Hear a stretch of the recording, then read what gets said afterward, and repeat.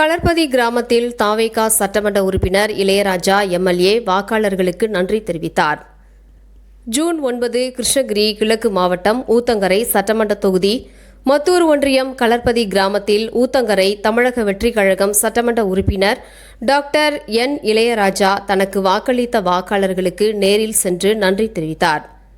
நிகழ்ச்சியில் ஒன்றிய இணை செயலாளர் தாமோதரன், மத்தூர் வடக்கு ஒன்றிய செயலாளர் விக்னேஷ், மத்தூர் மேற்கு ஒன்றிய செயலாளர் சக்தி, மத்தூர் வடக்கு ஒன்றிய இணை செயலாளர் இப்ராயன்,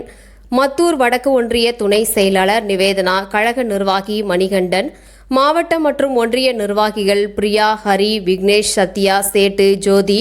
கார்த்திக், லாவண்யா, அரவிந்தன், ராஜ்குமார், பவித்ரா, கலை, திருமுருகன், ஹரி, புஷ்பராஜ்,